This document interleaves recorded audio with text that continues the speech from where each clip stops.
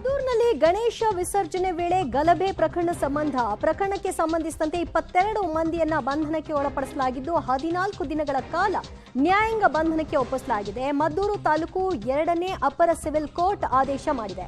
September 21ರವರೆಗೂ ಆರೋಪಿಗಳಿಗೆ ಮಂಡ್ಯ ಜೈಲೇ ಗತಿ.